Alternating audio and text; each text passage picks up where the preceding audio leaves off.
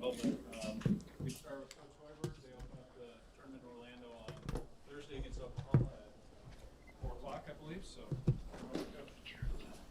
all right, sorry guys, we ended up going a little longer in practice today. I don't know the coaching search. I'm sorry. I'll just open with that. Yeah, so just real quick on our group. Had yesterday off, bounced back with a good solid day today. Had a long cleanup edit from our game the other day against Pine Bluff, and start putting in the game plan for our game against Oklahoma on Thursday. This tournament is a great opportunity to learn a lot about ourselves right now and play three very good quality opponents. Always been a fan of Porter Mosier with what he does on both sides of the ball, and be a great first test. Going up against that team with great length, great physicality. Sherfield is a very good point guard. Does a great job with the ball, getting them into their offense, and a guy that can really score it from all three levels. So, looking forward to the challenge, and hopefully play well for 3 games. What's your reaction with Doc joining Porter's staff? Yeah, I'm excited for him. Doc is a guy that I've been with for a long time, going back to my days at Iowa State, and be good to catch up with him, and also with Clayton Custer, who's on that staff as well. Clayton played for me at Iowa State for a couple years before he transferred to play for Porter at Loyola, where he led that team to a Final Four. So, really happy for Clayton as well, and it'll be good to catch up with those guys. What jumps out about Oklahoma? I know they've had some close games. You had a mutual opponent in Arkansas, Pine Bluff. I guess what are the challenges that they present? Yeah, the thing that stands out the most is their size, and they're 6'10" at the 4-5 with the Groves brothers, and then 6'7", 6'8" at the 3, and their guards have good size as well. So it's gonna be very important to go out and do a good job on the glass. They're gonna pose more of a St. John's type length from a length standpoint, a physicality standpoint. So we have to hit first when that ball goes up. And, besides the St. John's game, we've done a pretty solid job, for the most part, but we still at times are letting, our opponent hit us first and make first contact. So it's going to be very important in this game. We have to try to limit second chance opportunities and just do a good job. They really do a phenomenal job with their back cutting. They're a great cutting team. Have to try to take away the rim, take away the paint, and force them into a half-court game. Has Blaze's been sort of what you'd hope for through the first few games? Yes, Blaze, he was obviously phenomenal for us in that second half. I just thought everything that he did, he imposed his will, he got every rebound, and did a phenomenal job of spacing the floor. We had a pretty good formula with Sam in the post, and then I thought Blaze was key to losing himself under the backboard with his heels on the baseline. Did a great job circling to the front of the rim, where he was, the benefactor of some really good plays by Griesel in the post. But I thought our cutting was good. But with Blaze, we need that physical body. And this tournament, we're going to play 3 high major teams. We're going to have that physicality in the paint. Wilhelm, I thought, gave us really good minutes in that first half as well. Just update on Derek. He continues to be day to day with his medical condition. He's getting closer, and hopefully we'll get him back, before too long. But, Blaze has done a great job filling the gap. Derek does a lot of things for this team, and I think we were most exposed in St. John's, where, Derek's our pressure release, and he can flash up, make a play for himself or for others. So we've missed that.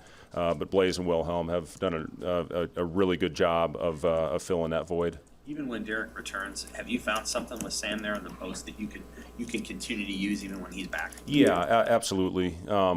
Sam is a guy that we just ran a little misdirection handoff into a post up on the block, and we've done had some possessions over the course of the early part of the season where Sam may back down. And the other thing about it, he's done a great job absorbing contact and getting himself to the free throw line.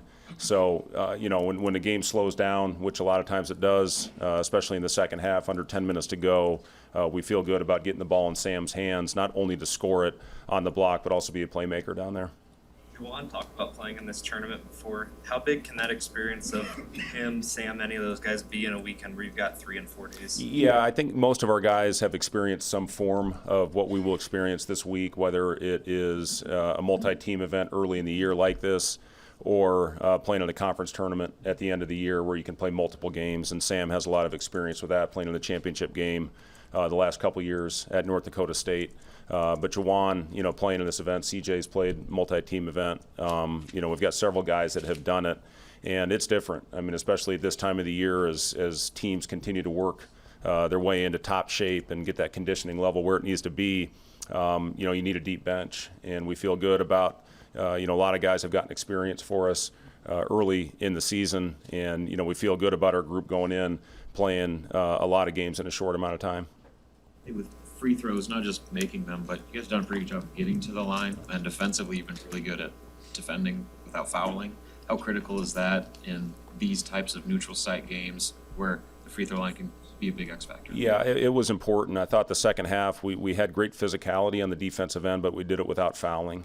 I believe we had 6 fouls the entire game in 40 minutes, and that is a point of emphasis, that we talk about all the time, is not giving a team free points at the line. On the other end, it was good to see us finally start converting in the second half. I look back at that St. John's game. We missed our first 5, I believe, including a 1-and-1 in that stretch. That should have been a double-digit lead at halftime, and then maybe it's a different outcome, or at least we're fighting for a win as opposed to what happened. Same thing the other night. We missed some early ones that could have pushed that lead up to 12 or 15 or 20 points, and then maybe you don't have that run, that gives the opponent the lead. So. It was good to see. I think we were 12-16 in the second half. Need to build on that. We'll continue to work on it and hopefully convert those. Back to Sam for a second. What's the line between being smart about picking your spots and knowing when to go to the rim and look for your shot, and just being aggressive early, like trying to take control of the game early on? Because he's been pretty patient, I think would be the word. Yeah, I think, Sam, the biggest thing with Greasley, he's so unselfish, and he's always getting into the paint, trying to make the right play.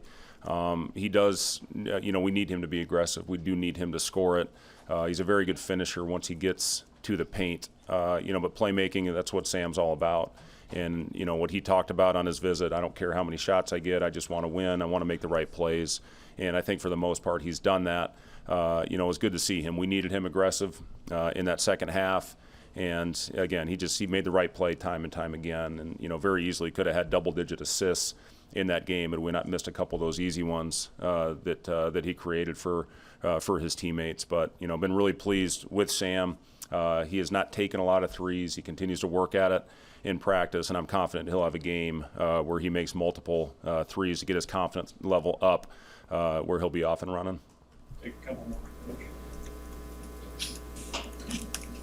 All right. Happy Thanksgiving, everybody.